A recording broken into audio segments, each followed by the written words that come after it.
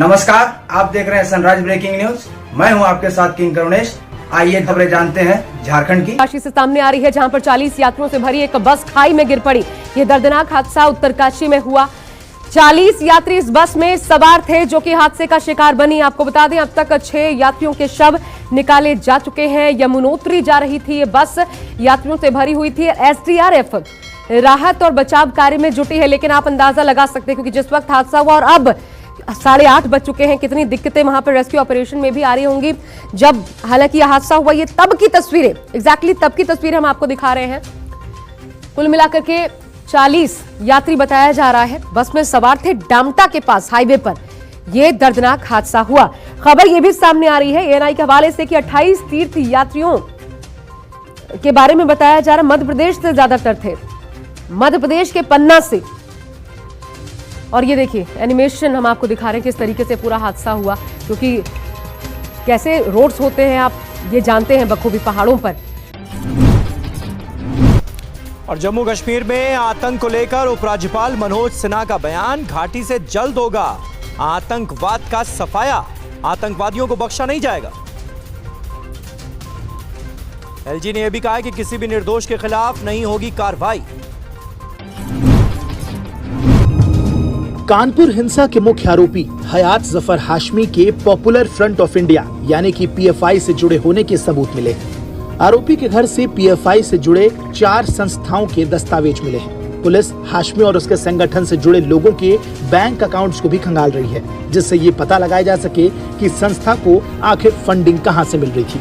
हयात समेत अन्य आरोपियों के लिए पुलिस 15 दिन की रिमांड भी मांग सकती है। हयात जफर हाशमी पर शहर के अलग अलग थानों में गैंगस्टर और गुंडा एक्ट समेत कुल 9 मुकदमे दर्ज हैं। सबसे ज्यादा केस सांप्रदायिक सद्भाव बिगाड़ने के मामलों के हैं। अधिकांश मुकदमों में हयात पर चार्जशीट के बावजूद पुलिस की पकड़ में न होना कई तरह के सवाल खड़े करता है। पुलिस ने देर रात हयात जफर हाशमी के घर पर छापा मारा था और उस दौरान कई अहम दस्तावेज पुलिस के हाथ लगे।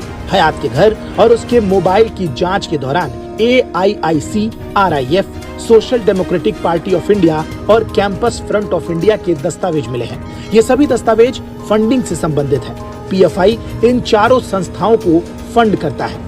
दस्तावेजों से पुलिस को इस बात की जानकारी मिली है कि आखिर कैसे फंडिंग होती है और इसे किस तरह से बांटा जाता है। बताया जा रहा है कि हयात जफर हाशमी से पूछताछ में कई बड़े नाम भी सामने आए हैं। सभी लोग हिंसा भड़काने के लिए आर्थिक मदद दे रहे थे। पुलिस इन लोगों के खिलाफ सबूत जुटा रही है। पुलिस सूत्रों के मुताबिक हयात को पर्दे के पीछे से समर्थन देने वालों को जल्द ही गिरफ्तार किया जाएगा।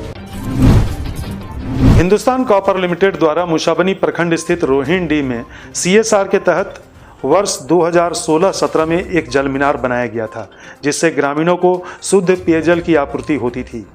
शुद्ध पेयजल मिलने से ग्रामीणों को काफ़ी राहत भी मिली थी, लेकिन जल मीनार बनने के 2 साल बाद मोटर जल जाने के कारण अब तक उसकी मरम्मत नहीं हुई है, जिसकी वजह से इस गांव के 29 परिवार शुद्ध पेयजल की सुविधा से वंचित हैं।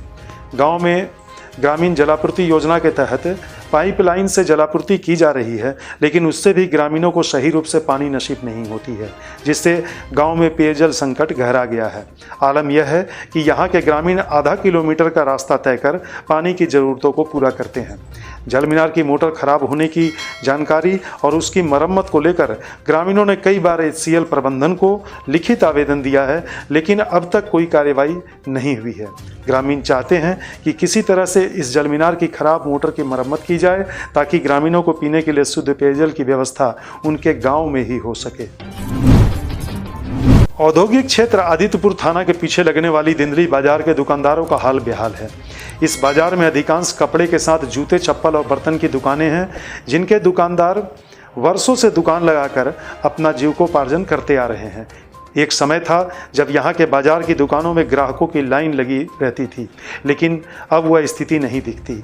एक तरफ पिछले 2 वर्षों में कोरोना महामारी से उपजे हालात और महंगाई और सीमित कमाई से ग्राहकों की कमी से दुकानदारी पर पड़ रहे असर से दुकानदार बेहाल हैं। किसी तरह 2 जून की रोटी भी निकालना यहाँ के दुकानदारों के लिए चुनौती से कम नहीं है। बाजार तो खुले हैं, लेकिन गृहस्थी की गाड़ी पटरी पर लौटती नहीं दिखती, जबकि जीवन चलाने के लिए ईंधन की ज़रूरत है वह भी फुलफिल नहीं हो पा रहा है। दुकानदार कहते हैं कि दुकान सुबह से शाम तक खुली रहती है, पर ग्राहकों का नहीं आना चिंता का विषय है। बाजार में पहले वाली रौनक अब नहीं रही। रजिस्ट्रार जनरल मोहम्मद शकीर ने कोर्ट रूम, कोर्ट हाजत, कर्मचारियों का क्वार्टर आदि का निरीक्षण किया और पदाधिकारियों को आवश्यक दिशा निर्देश दिए। उन्होंने कोर्ट परिसर के साफ सफाई पर भी जोर दिया। रजिस्ट्रार जनरल के निरीक्षण से अनुमान लगाया जा रहा है कि अनुमंडल न्यायालय जल्द ही चालू होगा। विश्व पर्यावरण दिवस पर रजिस्ट्रार जनरल ने अनुमंडल कार्यालय परिसर में फलदार पौधे का पौधारोपण किया।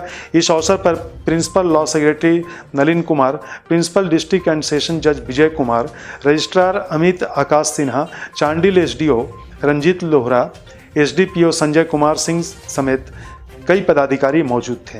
बता दें कि चांडिल अनुमंडल न्यायालय पिछले 4 वर्षों से बनकर तैयार है, जिसको चालू करने को लेकर कई जज अनुमंडल न्यायालय का निरीक्षण कर चुके हैं।